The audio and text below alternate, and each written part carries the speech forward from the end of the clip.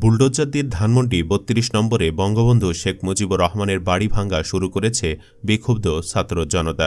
কথায় আছে সুখে খেতে ভূতে কিলায়, শেখ হাসিনারও হলো তাই।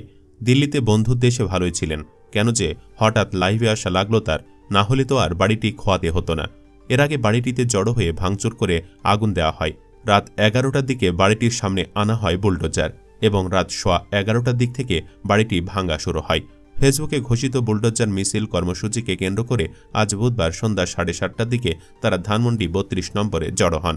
এর আগে বুধবার রাত ৯টার দিকে মিছিল নিয়ে ৩২ নম্বরে ঢুকে পড়েছে ছাত্র জনতা।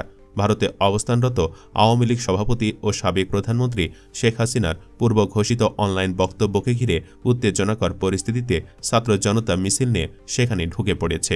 একই সঙ্গে সেখানে ভাঙচুর চালাতে দেখা গেছে। এছাড়া সেখানে অগ্নিসংযোগও করা হয়েছে। এর আগে বৈষম্যবিরোধী ছাত্র আন্দোলনের নেতাকর্মীরা ঘোষণা করেন, শেখ হাসিনা কোনো বক্তব্য দিলে ধানমন্ডি ৩২ নম্বর বুলডোজার দিয়ে গুড়িয়ে দেওয়া হবে।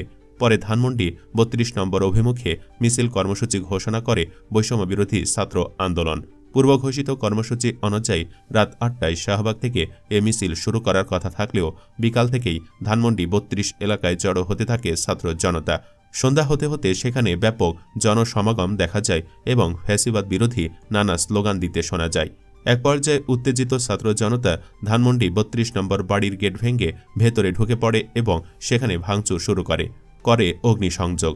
রাত ১০টার দিকে এই বাড়িটিতে আগুন দেওয়া হয় বলে সরেজমিনে দেখা যায়। ছাত্র জনতার অভ্যুত্থানের মুখে গত বছরের ৫ আগস্ট ক্ষমতাচ্যুত হয়ে ভারতে পালিয়ে যান শেখ হাসিনা। ওই দিন রাতেই ধানমন্ডি ৩২ নম্বরের বাড়িতে হামলা, ভাঙচুর ও অগ্নিসংযোগ করেছিল বিক্ষুব্ধ ছাত্র জনতা। এরপর থেকে বাড়িটি পরিত্যক্ত অবস্থায় ছিল। দর্শক, ছাত্র জনতা হাসিনার বাড়ি ভেঙে দিয়ে কি ঠিক কাজই করেছে?